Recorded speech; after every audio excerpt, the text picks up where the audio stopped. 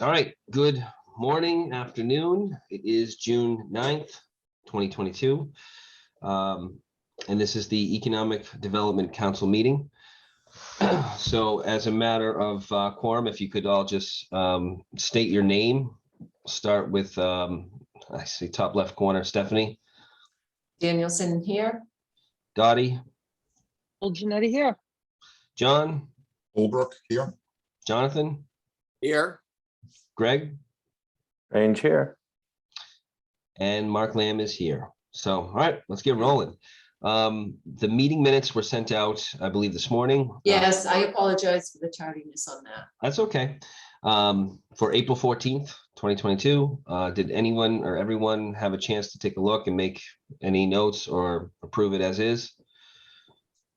Someone would like to make a motion? I'll make a motion to approve the minutes of April 14th, 2022. Can I get a second? Second, Strange. Second, Strange. All right, all those in favor, just raise your hand. There we go.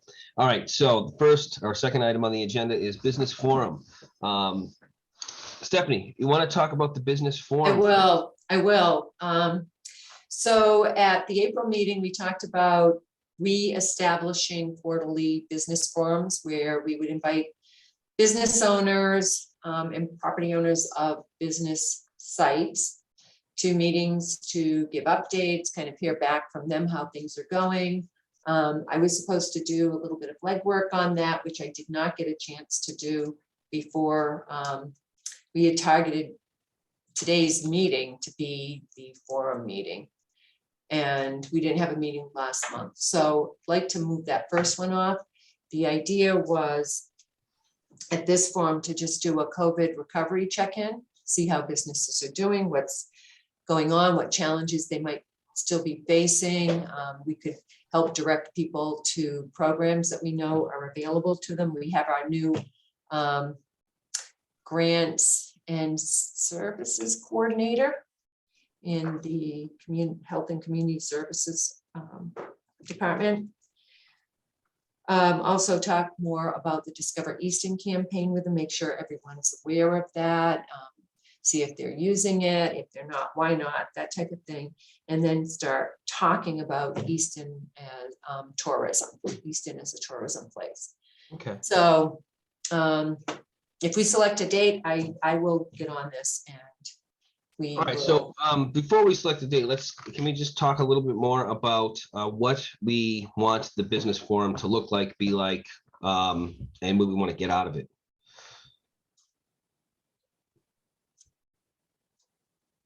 So I think it's an opportunity. I think what we're looking for is it's an opportunity to share from the town's perspective, investments, activities that are being made, anything that's going on that could help businesses grow or attract businesses. So, you know, if we have new zoning for the Furnace Village district that's been in place now for a year, but make sure people are aware of that and what that might mean for their businesses within those districts. I mean, and this is generally what we're looking to get up. And, you know, where the infrastructure improvements have been made. Talk about projects like along Foundry Street, and this is a very long-term project. It's several years out at this point, but the town's made investments in the sewer zoning and now is looking for roadway improvements that will make that should help create a more vibrant district. So talk about things like that. And at the same time, hear back from businesses. So I think this one we were talking about, the idea was really more hearing back from the businesses and sharing. Again, we can give an update on something. Would we want to do this in person? I mean, I think we're moving to in person, and something like this would definitely, I think we would want to do it in person. And would we want to do it in the evening, or would we want to do it first thing in the morning? Because I know sometimes for the chamber breakfast, meetings, they occur before work. They're like 7 a.m. Or would we want to do evening? And where? I don't think evening would be successful. I think Okay. early morning would be successful. Evening wouldn't be successful for me. I probably wouldn't go. Or wouldn't be able to go because I have meetings just about every night. So that would be Yeah. an extra one. And I think when we talked in April and we had Isabel Wilson and Lisa DeVos on, they both agreed that their breakfast meetings are very popular because you get people before the businesses, you get them before their workday starts. And if you have an evening meeting, it's really varied as to when people will be able to participate or when it works well for them. Okay. So we're talking about like a 7 to 8 a.m. meeting. Invite the business community, invite the chamber and anybody who's part of the chamber as well as outside the Yeah. chamber. So it's all inclusive for 7 a.m. Kind of presentation of sorts about the status of what's going on in Easton and what can we do to better serve the community and what's available for them. I'm suggesting something like August for that. I think that's 2 months in advance. I think that's enough notice to alert the chamber and businesses and for us to, between now and then come up with what we're actually going to be sharing and talking about. And for location, in the past, I know we have used Doug King's space in one of his properties. We've also used Queesit. What are you guys thinking about for location? Well, we haven't done anything in the southern part of town for a while, like the real. Very good southern point. part of That's a town. really good point, Stephanie. Yes.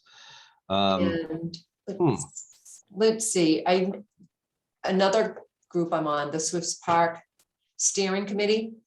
Dale Carrister was saying he talked with the director of Northeastern Savings Bank down, or actually it's the Bank of Easton, I think, one of them, about their conference room, maybe using their conference room for some public meetings. So they might be willing to host the Economic Development Council Forum. That sounds like a great idea. Check I in. do think it's Northeastern Savings though, because They have the bigger, Bank of Easton only has one office, and that's in Northeastern on Washington Street. No, not true. They have one on Robert Drive right across from Northeastern Savings Bank, but they have a That's right. smaller right. conference room there. right, and we'd want, We'd want the big one. yeah. Yeah. That sounds like a great idea. So get Northeastern Savings or ask them if they'll, help host with us, and then that sounds great. So August, and that will take place. That will be in place of our August meeting. Yep, Looking at a calendar here, I try and nail down a date so we have something to shoot for. that would be August 11th. August 11th. I am on vacation that week. I could do the 4th or the 18th.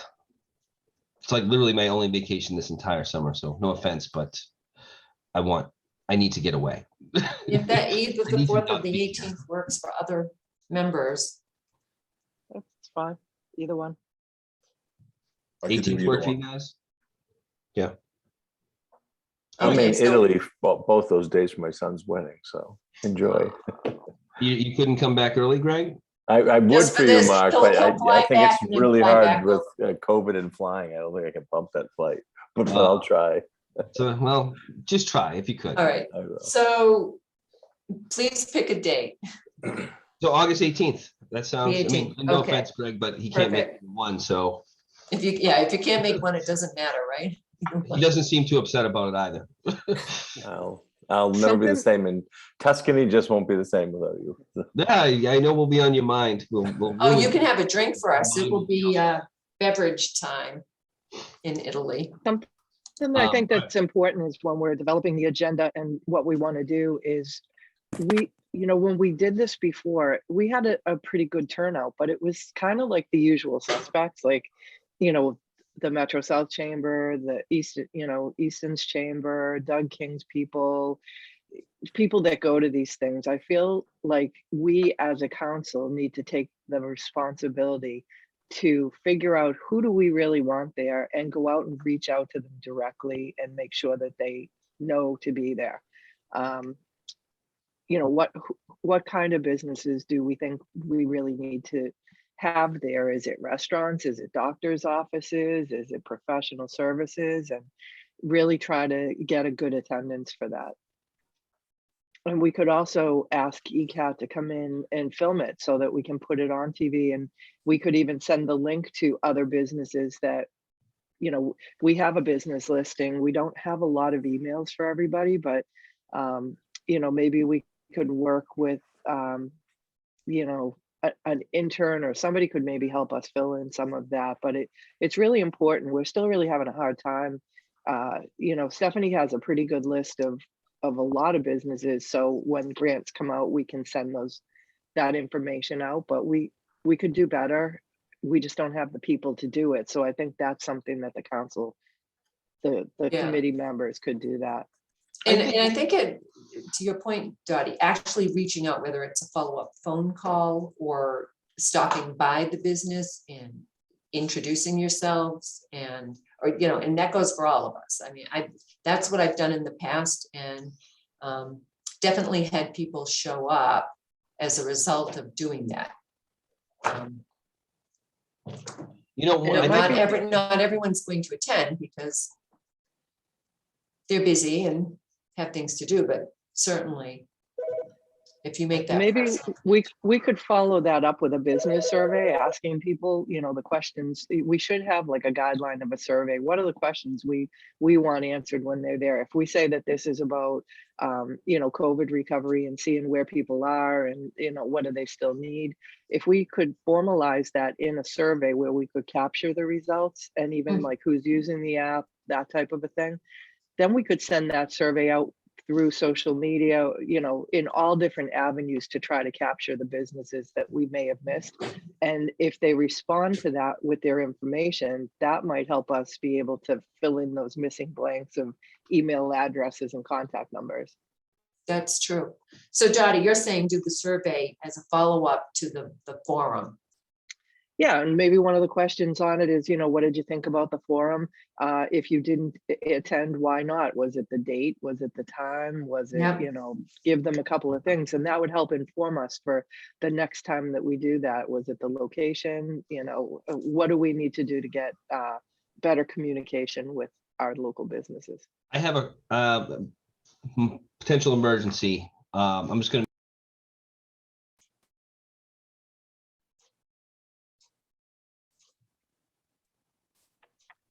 Okay. So does the group feel, I mean, what I proposed here as agenda items for the meeting, does that make sense? Do you want to do something different? Add something up, and we have Chris just joined us. Will you just run by what you had again, Stephanie? Yeah, so I had COVID recovery check-in, Discover Easton campaign, and Easton tourism. And again, the idea of the recovery check-in is to see how businesses are doing. What are the residual impacts that they're dealing with and grappling with? There are things that they think that maybe the council can help with. Maybe share more of the resources that are still available.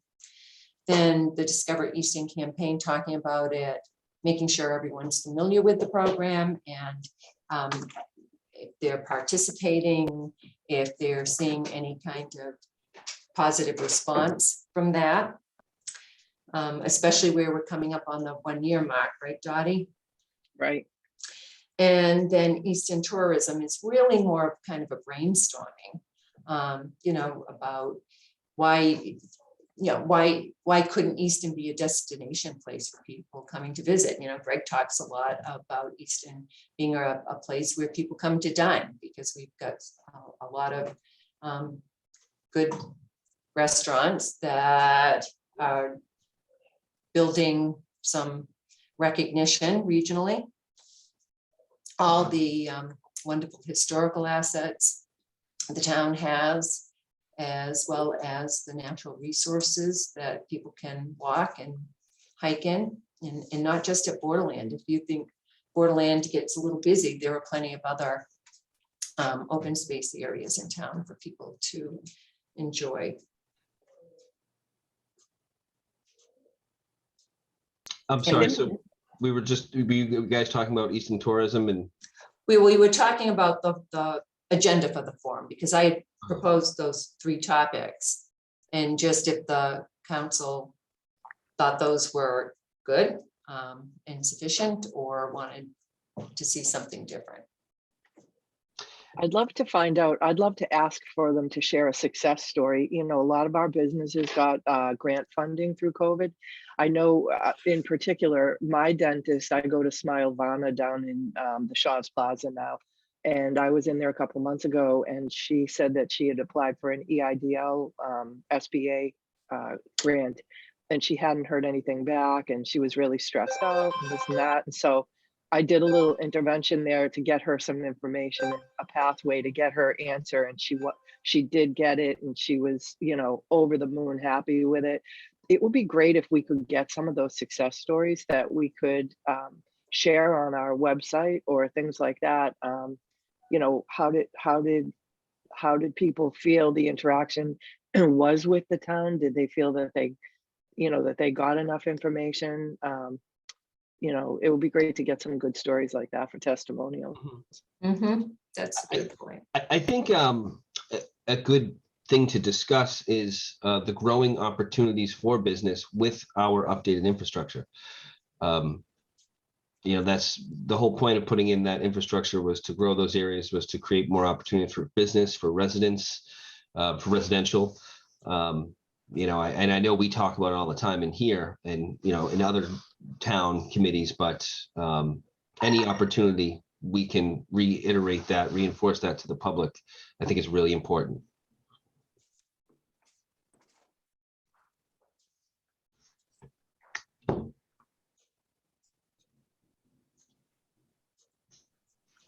So Mark, are you talking about, I mean, one, not just kind of sharing and making sure everyone's aware of those investments, but hearing back how it might be benefiting the businesses?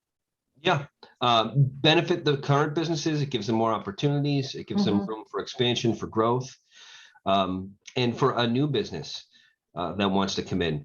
I think you know, what we have, what's going on in like Whistle Stop, right? With the expansion, they're tying into sewer and they're actually helping out the town. You know, it's a mutually beneficial agreement that we have struck with them. But that area now can have a lot more business opportunity, can have residential opportunity. And correct me if I'm wrong, Dottie or Greg or Stephanie, but that's what I gathered out of that agreement with the owners of Whistle Stop. That's like a great success story that was born out of the infrastructure that's going to Five Corners.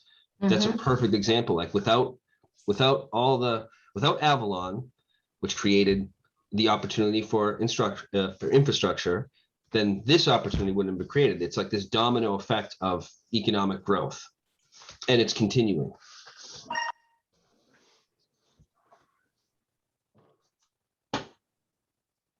Do we want a speaker, like a guest speaker, or, I mean, I know Dottie mentioned a success story, which is a great idea, but somebody to like MC this?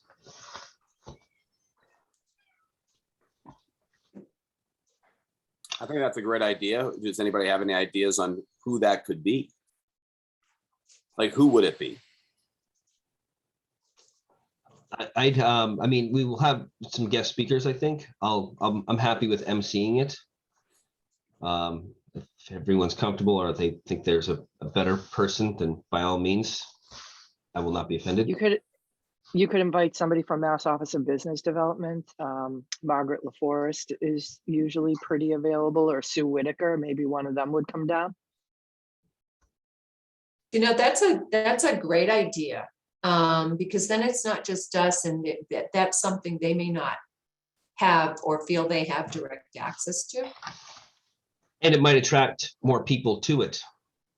We could also invite Southeastern Economic Development Corporation, SEED, because they just got a $3 million grant to be able to provide loans, low interest loans to small businesses. So that would be a good opportunity for connection as well. And, or even if we just like create this brainstorming list, and if we're gonna do this quarterly, if we don't get them on the first go, I mean, I don't Yeah. wanna over, you know, Mhm. we want to keep it to an hour, so we don't want it to be crazy, but we should certainly invite Seed, whether they're a speaker or not, for networking. Maybe we do the hour for the meeting, and then if people want to stay for another half hour for networking, it would be a good opportunity. Or maybe we could even have like a mini trade show where like we could have a table wherever we are and just ask if any of, you know, the chambers or Seed or Score or any of those places want to just put some of their materials down, and attendees that are there can just go over and pick up a brochure or something, you know, like just low key, but have the information there.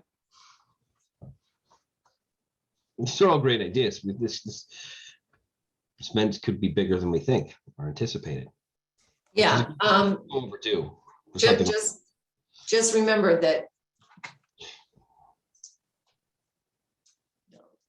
Okay, I'm sorry, I have, let's see, allowed to talk. And then we have.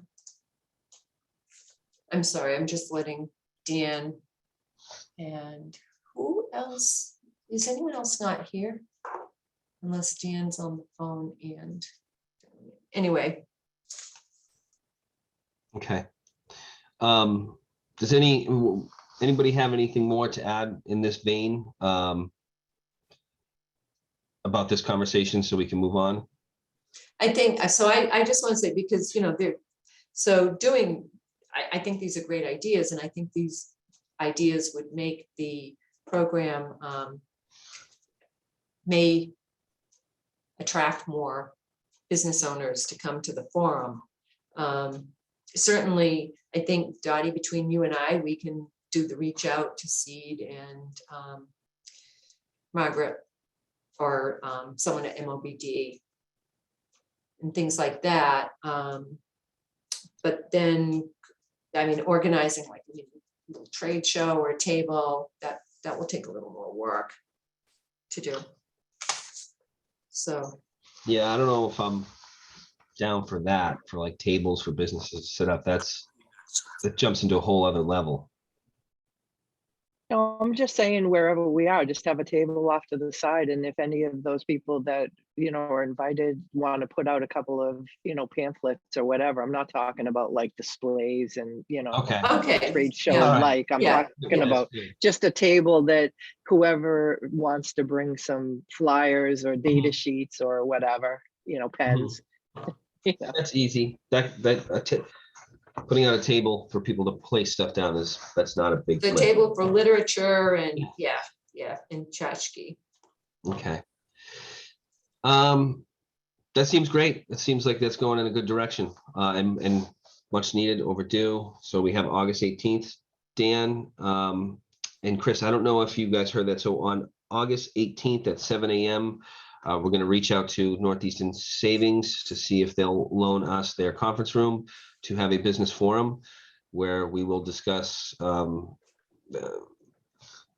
that's going on, check in with the community, talk about the infrastructure, the opportunities, a whole list of things. So that's happening on August 18th. And we have a lot of work to do between now and then. And so, okay, the next item on the agenda is walking to our presentation discussion. That was presented in our last meeting and we haven't talked about it. I thought it was fantastic. It's something that we're definitely going to do. I think our barrier right now is the bandwidth of the people working for the town to set it up, to manage it, to keep it running, to give it the attention it will require. It is a project to feed Jim Koza all of that information. I don't have the bandwidth to tackle that completely. And I think that the goal from a town's perspective is to find somebody who's already, you know, working for the town to be able to do that. And there are a lot of plates that are full at the moment. So I think right now, you know, tell me what you guys thought of the presentation anyway. Not all at once though. Well, I'll jump in. I thought the presentation was great, but I think that I just get nervous about doing standalone things if it's not part of a bigger comprehensive plan. And I think that we're looking at the cultural district specifically about some opportunities there and what that looks like moving forward. We're just trying to get our feedback after, Carolyn's untimely passing. I think the timing isn't right for it right now. I think we need to figure out what's really happening there, have some more meetings with the businesses and so forth, and get the feedback like on the tourism part of it, because it's just like with the app. I mean, I'm really excited about the app and gung ho, but I don't know if people are really using it. It was a lot of work to get it going, a lot of work on behalf of a lot of people in town that really promoted it and got it out there.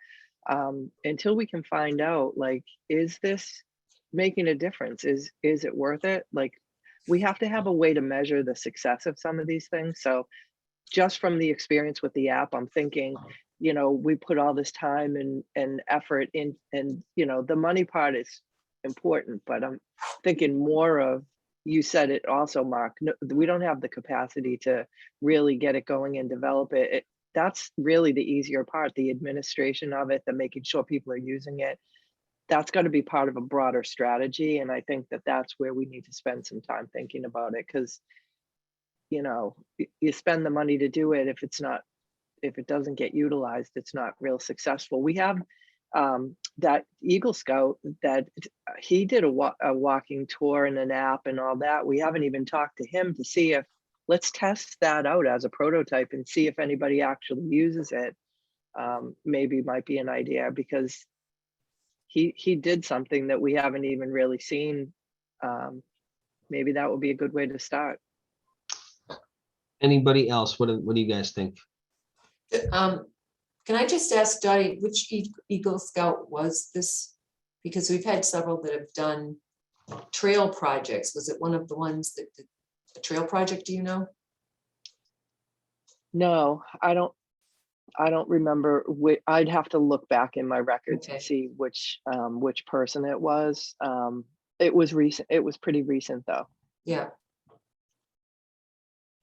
I would think that, and I unmute myself, I would think that any walking tour involving the historic districts or the cultural district, which is really a collection of our historical buildings and properties, or many of them, I don't know if it's, I think it's better to park it with a group of citizens, a historical commission, historical society, cultural council, because if you put all your eggs in one basket, if you were to give it, First of all, you're going to need the education that those groups have, or the information and the history, and to have, someone that works for the town that might be here for 6 years, or might be here for 6 weeks. You're sort of putting all your eggs in one basket. And I wonder if it really would be sustainable that way. I think you're going to need some citizen involvement, and I think I'm a member of the historical commission, and we don't do nearly as much as we used to. And there's been some talk, with the town's anniversary coming up, kind of collaborating with the historical society. They're two separate entities, but I just think it may be more successful at some point if it is you decide to launch this, if you involve those groups. Dan, did you have a comment?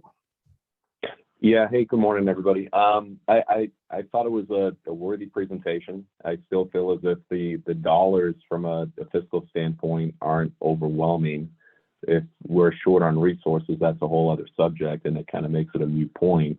But if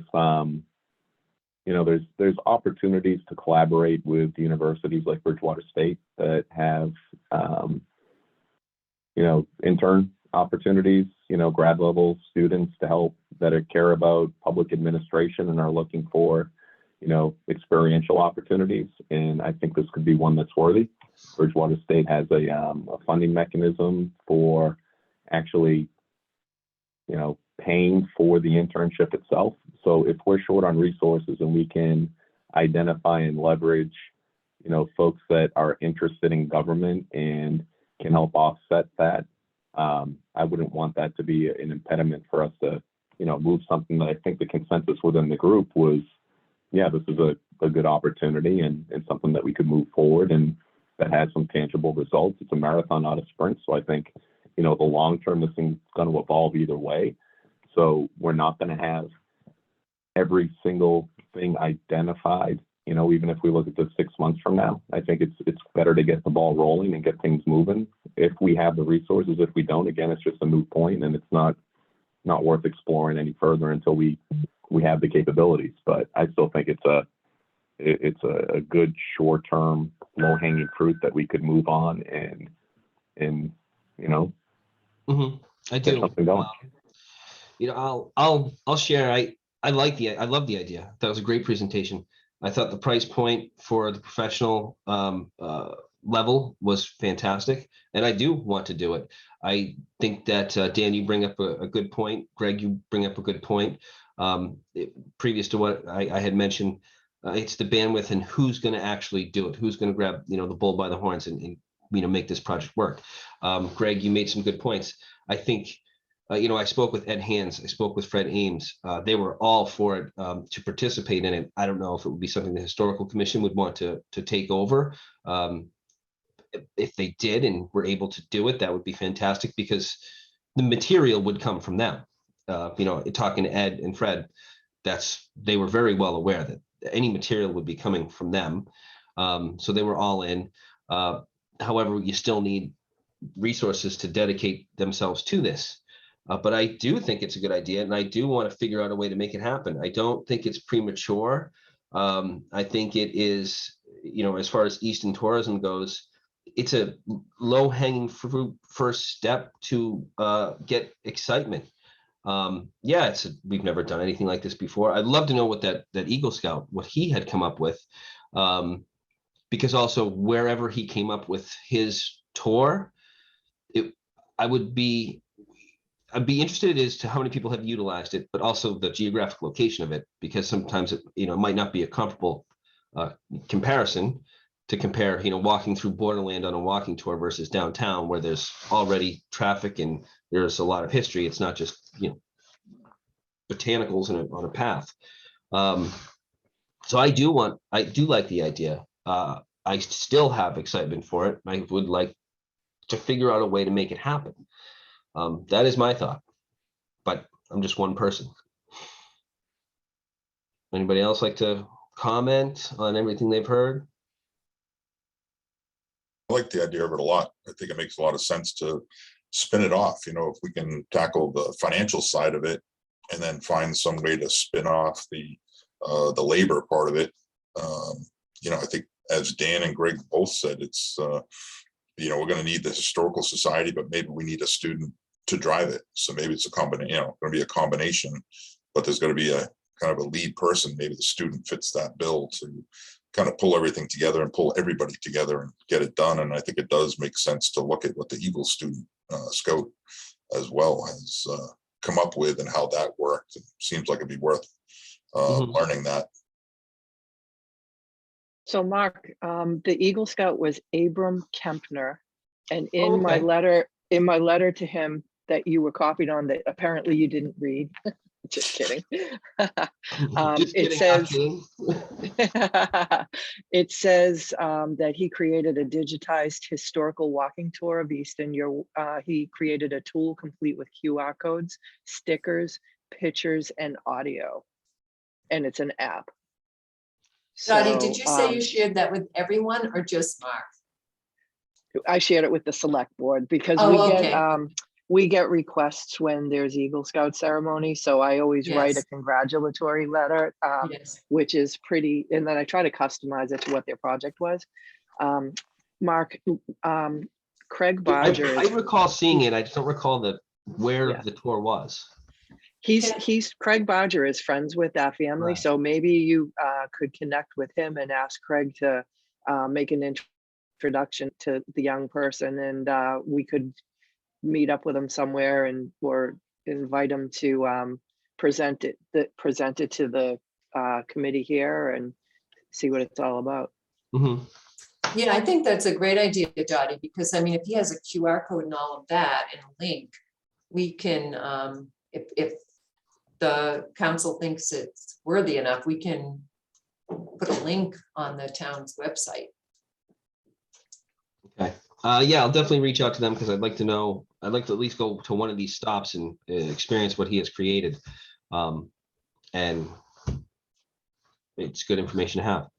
So where are we at now with this? There was different thoughts in the room about where to go moving forward. Where do you guys want to go moving forward? Well, what is the consensus? Dottie, you had mentioned that you're not in favor of anything at the moment, and I'm paraphrasing, so I'm not trying to put words in anybody's mouth. But there also seemed like a consensus of the other people were excited about it, and we just need to figure, if that is the direction, we need to figure out the logistics of how this will occur.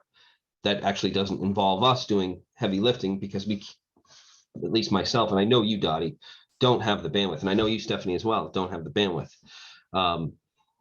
So where are we at?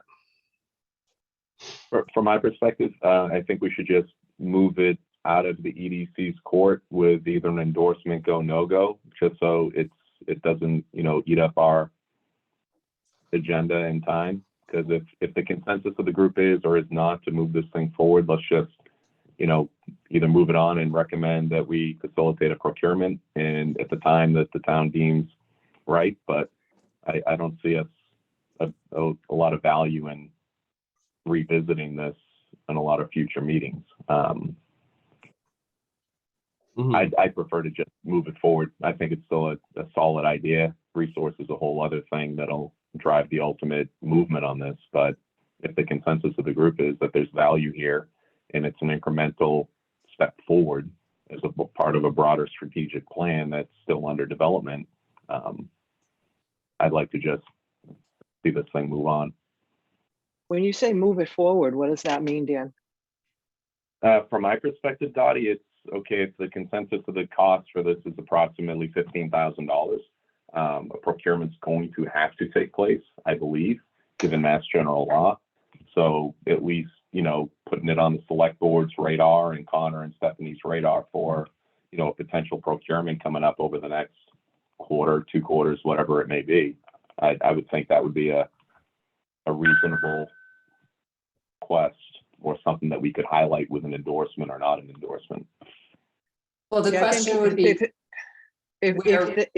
If that comes to the select board, what I would say is, what's your plan, like to actually get this done? I mean, making the spend and then having the software sit there, I would want a comprehensive package of who's going to work on this, what's the time frame, how's it going to be sustainable. So I think it's up to us to figure that out and work on that and come up with it as a plan to move forward, because I don't think the select board would. I know that I would that's a be whole comfortable conversation, voting right? on something, right? Right, we have it's the not ready to get there yet, to Dottie's point. It's not- I would say this, if this is going to. You go to the select board with a package to approve or disapprove with the whole plan. So I completely agree in that, Dottie, but I think right now we're at a point where we need to find a partner. If the consensus is to do this, we need to find a partner to actually do the heavy lifting. I would say this, the chair seems anxious to try this, and I think it's worthy.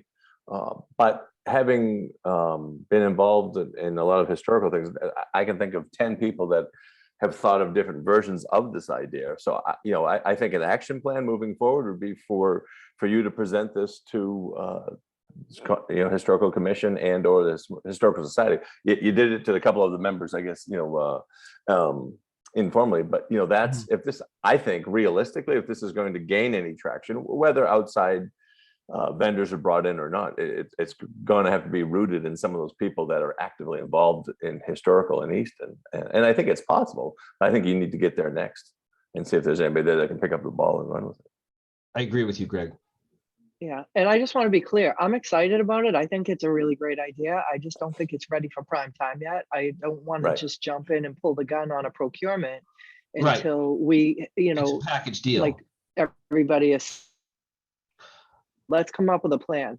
Okay, Greg, so if it's okay with you guys, I'd like to reach out to the historical commission, either informally or have them at our next meeting, to see if they want to take this on as partners, but they'll be heavy lifting partners. How do you guys feel about that? That's what we're missing. We're missing the people to do the heavy lifting work. We can't go to the select board until we have this package deal. Like we got the vendor lined up. We got the people to write this, to coordinate this.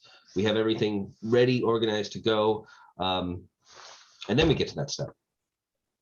Yeah, and the connection with the Eagle Scout, bring him in on that as well, Absolutely, just to see yeah. if we can use anything he's already done. Okay. All right, so that will be the plan. So I'm sorry, the plan is, Mark, you're going to reach out to, Historical Commission. okay, Yeah, I will reach out to Historical Commission and get the ball rolling to either have them in on our next meeting.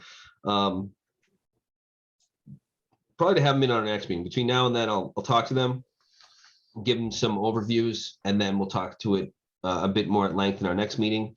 Hopefully they'll be available, and basically ask them if they want to be our partner.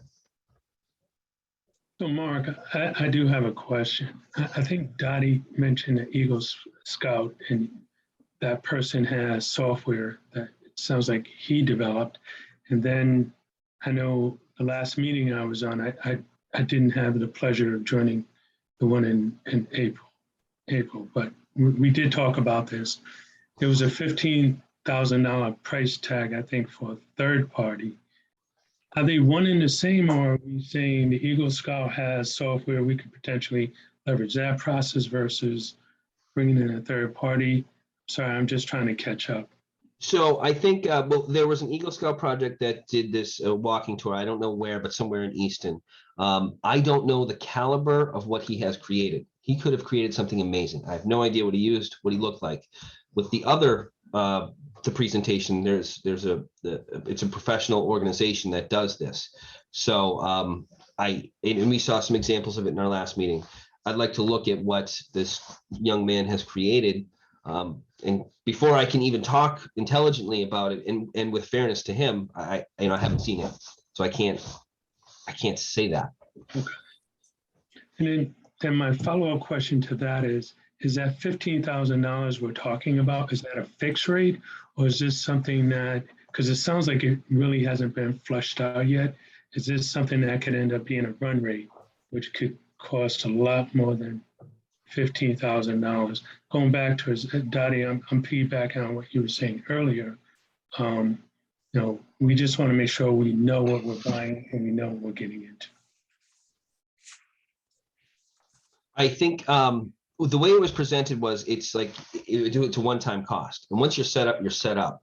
On our end, there's maintenance things that we'll have to maintain, which is, after hearing the presentation and after talking to some people, the amount of resources required dedicated to this, not just after its creation, but even beyond that, that's where I became concerned. Like, okay, wait a minute, this is a great idea. If there was a few weeks of heavy lifting, maybe we could do it. But then the realization of how much work this is to work with this organization, how much coordination it is, and then after the fact, to stay with this, to be constantly, not constantly, but checking on it, making sure everything's up to date, working proper. That's where I started to pull back and say, well, great idea, but we need partners in this if this is going to happen. So I think that the initial cost is a setup. They pass it off to you, and then you run with it. If you want to add more stops, you enlist them, and they create it to match all the stops. Mark, I've never heard of an app that doesn't have a maintenance fee afterwards. I'm sure there's a cost for a yearly cost after that. I'd be shocked if there wasn't. That was mentioned too. I can't remember what it was, but yeah, there would be, but I want to say it was like $700. Not that that's small, but if it's successful and $700 a month, that's obviously not a problem. So, okay, that's the walking tour presentation discussion. Let's, if it's okay, we can end that conversation and move into the next item. District updates. Greg, do you have anything for district updates? What's going on? Any big movements? Of course I did. I did my homework. My goodness. Let me share my screen here.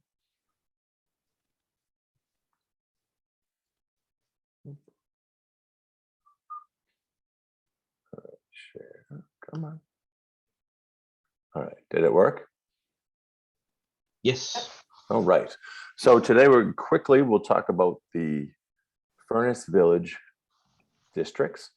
As you may recall, over the last 2 to 3 years, we completely rewrote and created new zoning in here in the Furnace Village area. Let me move you guys' face out of the way here, get the layer up. Quick, so the thought, with the sewer coming in from Avalon, from Mansfield, create economic development in the form of creating, really focusing on our second walking neighborhood out of, we have 3 in town we consider, downtown North Easton, Furnace Village, and then South Easton on 138. And let me, hang on a second here. Zoning, why can't I find zoning? Oh, there we go. So just to give us an idea, so here's up in this neck of the woods, this is Target up here. Here's 106.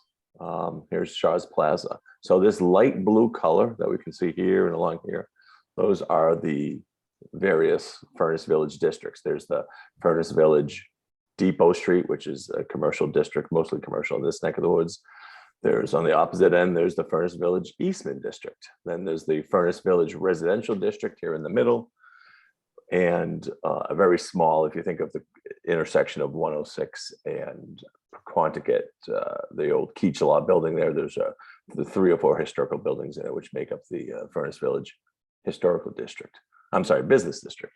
So we've had great success coming out of the gate. There's been, people knew about this. We did a lot of outreach over the years with some of the property owners and with the market being as hot as it is. So as we know, prior to that, I'll turn that up for a second. We had we have Rick Lincoln's project right here. It's our first compact neighborhood in town. It's currently, we 2.5 years ago, planning board, we gave preliminary approval for a 42 lot package. Houses capped at 1,700 square feet, one of 5 historical New England styles.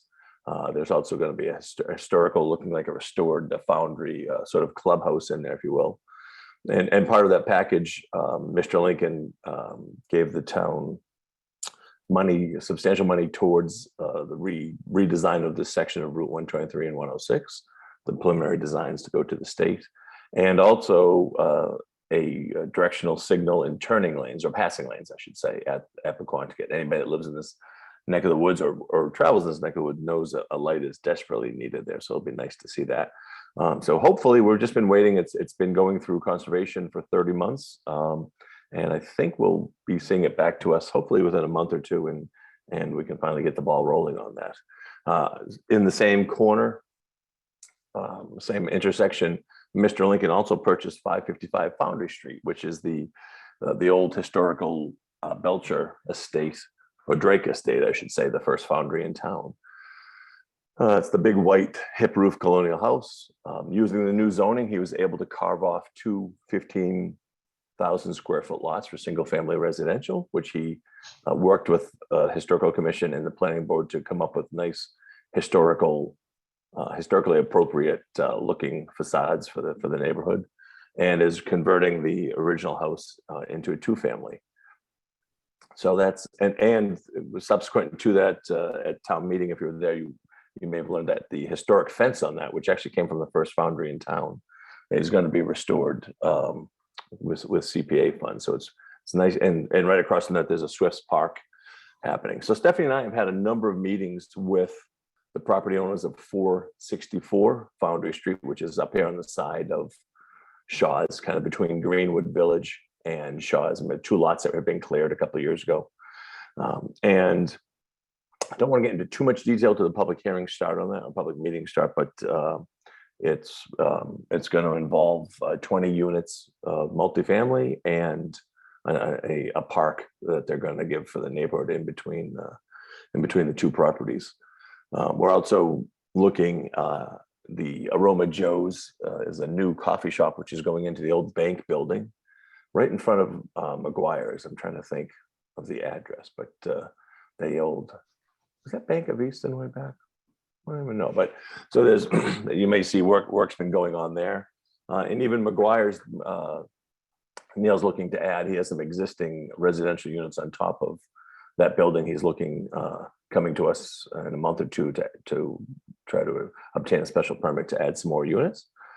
And there are 1, 2, 3, 4 other properties that we've had real preliminary conversations with, everything from large scale mixed use to small village housing. So it's nice. We're kind of underway, planning. You really have to think in 10, 15, 20-year chunks, but we're going, this is a very desirable location. I think we wrote some great zoning to try to achieve all the goals that we've had through our plans in the last decade. And we'll see, it's really starting to come to fruition. And the first historical homes, the foundations have been poured. So fully confident that 10 years from now, all of our planning will come up with a wonderful, hopefully if we do it right, a wonderful corridor that both celebrates Easton's ruralness and history, and but also a nudge to the modernity going forward. So and I think that the theme I try to use on all this, I tell everybody,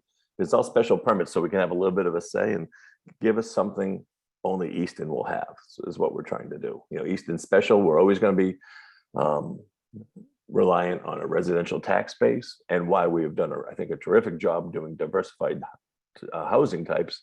I think at the same time, we also, it's important to keep our property values strong for all the obvious reasons. So any questions, or that will end my presentation. Oh, and I'll say one more real quick, because I can't help it. I'm a planner, and I think about real estate. So remember last time I showed you in the Queeset district some possible, things that could be done. If you think of the, one possible thing I've been throwing around, over a few of us have for a few years, Clover Valley Farm, which is the red farm that you drive through, the best sunsets in Easton, right on the Quanticut Chestnut area. I think I can highlight it, right? Don't we have a 61A? So that farm, let's see, does it work? It didn't kick on. Anyways, so Clover Valley is about 130, 140 acres, and it's the farm in this neck of the woods that you would see. It's across from the Keach Field, but it goes all the way up in here behind Target and behind Avalon. And as long as we have some of the, these parcels are now getting a lot of attention for mixed use or multifamily with the zoning that we have. Wouldn't it be great if we could find a developer that would come in?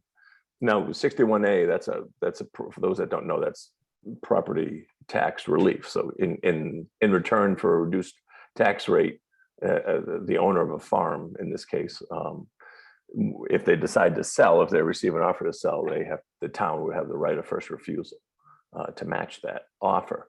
But wouldn't it be great if we could find someone to buy all of this, donate the farm, and there's a lot of wetlands and resource area that really, that aren't developable. That's the majority of the property. But then take this 30 or 40 acres, which is right up in here, which hasn't been delineated, but it looks like a majority of it is uplands. And if we could access that through this neck of the woods, there's, is it another compact neighborhood?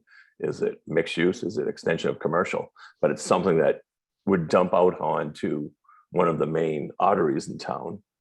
So it's nice. It can result in economic development and achievement of a lot of the goals we work towards, but help maintain Easton's rural character by accessing it sort of out, in this commercial corridor. So there's been a lot of interest in that lately. So we'll see. Hopefully something can come about.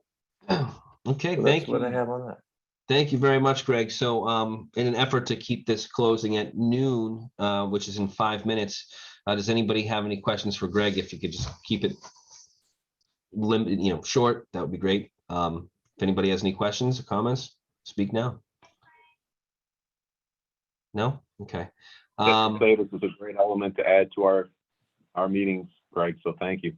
Absolutely. Yeah. I mean, I like this in every meeting. So maybe next meeting, it'll be more talk about Queeset. Who knows? Downtown. I don't know. Maybe you'll be discussing the excitement with the Historical Commission and a potential walking tour.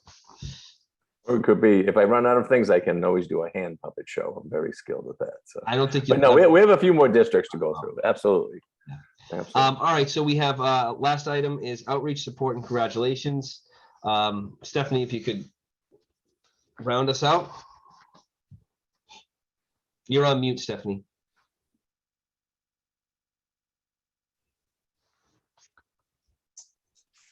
So just a few things over last month or so.